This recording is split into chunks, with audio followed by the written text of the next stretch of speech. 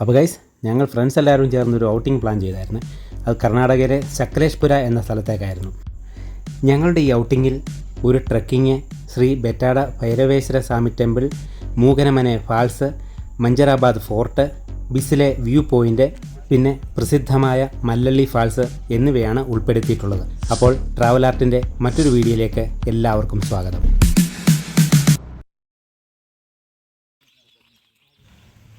ഈ കാണുന്ന ഹോം സ്റ്റേയിലാണ് ഞങ്ങൾ റൂം എടുത്തത്. 3 കാറുകളിലായി ഞങ്ങൾ 15 പേര് ഇന്നലെ രാത്രിയിൽ ഇവിടെ എത്തി. ഇപ്പോൾ രാവിലെ സമയം 7 മണിയായി. എല്ലാവരും ട്രക്കിങ്ങിന് പോകാനുള്ള തയ്യാറെടുപ്പിലാണ്. ഞങ്ങൾ താമസിക്കുന്ന ഹോം സ്റ്റേയുടെ അടുത്തുള്ള ഒരു മലയിലേക്കാണ് ഞങ്ങൾ ട്രക്കിങ്ങിന് പോയത്. ഇടയ്ക്കിടെ വന്നു പോകുന്ന മഞ്ഞ് നമ്മുടെ കാഴ്ചകളെ തടസ്സപ്പെടുത്തുന്നുണ്ടായിരുന്നു.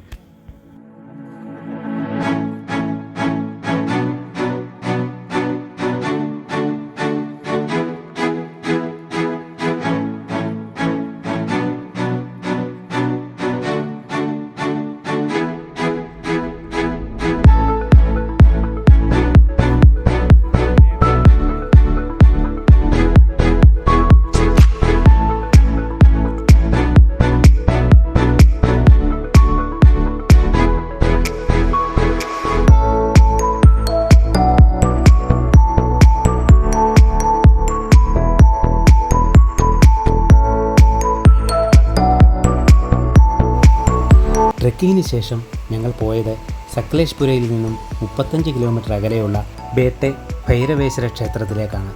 കർണാടകയിലെ ഹസൻ ജില്ലയിൽ സക്കലേഷ്പൂർ താലൂക്കിൽ സ്ഥിതി ചെയ്യുന്ന ഒരു പുരാതന ക്ഷേത്രമാണ് ഇത്. ശാന്തതയാൽ ചുറ്റപ്പെട്ട സക്കലേഷ്പുരയിലെ സന്ദർശിക്കേണ്ട പ്രധാന സ്ഥലങ്ങളിൽ ഒന്നാണിത്. ഏകദേശം 600 വർഷം പഴക്കമുള്ള പാണ്ഡവർ ഗുഡ്ഡക്കുന്നിൻ മുകളിലാണ് ശിവന് സമർപ്പിച്ചിരിക്കുന്ന ഈ ക്ഷേത്രം സ്ഥിതി ചെയ്യുന്നത്. മനോഹരമായ പശ്ചിമഘട്ട മലനിരകളിൽ സ്ഥിതി ചെയ്യുന്ന ഈ ക്ഷേത്രം ഭൂപ്രകൃതിയുടെ വിശാല ദൃശ്യം പ്രദാനം ചെയ്യുന്നു. അവിടെ നിന്നും ഞങ്ങൾ പോയത് മഞ്ചറാബാദ് കോട്ടയിലേക്കാണ്. 1792 ടിപ്പു സുൽത്താൻ പണികഴിപ്പിച്ച ഒരു നക്ഷത്ര കോട്ടയാണ് മഞ്ചറാബാദ് കോട്ട. മറ്റ് ദക്ഷിണേന്ത്യൻ രാജവംശങ്ങൾക്കെതിരെ പോരാടി മൈസൂരിൽ തൻ്റെ പരമാധികാരം സ്ഥാപിച്ച സമയത്താണ് ടിപ്പു സുൽത്താൻ 1792 ഈ കോട്ട പണിതത്. ഈ കോട്ട മുകളിൽ നിന്ന് നോക്കുകയാണെങ്കിൽ ഒരു നക്ഷത്രത്തിൻ്റെ രൂപത്തിലാണ് രൂപകൽപ്പന ചെയ്തിട്ടുള്ളത്.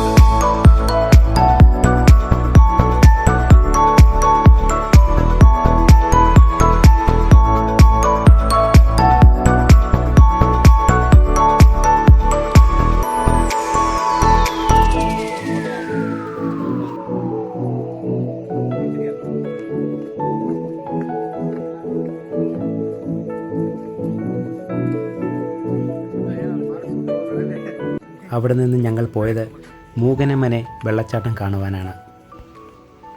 ഈ വെള്ളച്ചാട്ടം കർണാടകയിലകത്തും പുറത്തുമുള്ള വിനോദസഞ്ചാരികളെ ആകർഷിക്കുന്നു. ഇവിടേക്ക് വരുന്ന വഴിയിൽ നിരവധി ചെറിയ അരുവികളും വെള്ളച്ചാട്ടങ്ങളും ഉണ്ടെങ്കിലും എത്തൂർ ഹൊങ്കടകല്ലയ്ക്ക് സമീപമുള്ള മൂകനമന വെള്ളച്ചാട്ടം പ്രകൃതി സ്നേഹികളുടെ ഇഷ്ടസ്ഥലമായി മാറിയിരിക്കുന്നു.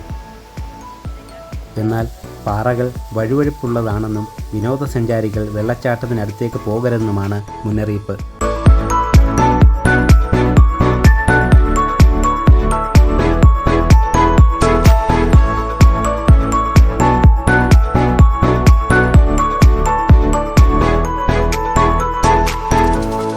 അവിടെ നിന്നും ഞങ്ങൾ പോയത് ബിസ്ലെ വ്യൂ പോയിന്റിലേക്കാണ്. പശ്ചിമഘട്ടത്തിൻ്റെ ഭാഗമാണ് ബിസ്ലെ. ഹാസൻ ജില്ലയുടെയും ദക്ഷിണ കന്നഡ ജില്ലയുടെയും അതിർത്തിയിലാണ് ഇത് സ്ഥിതി ചെയ്യുന്നത്.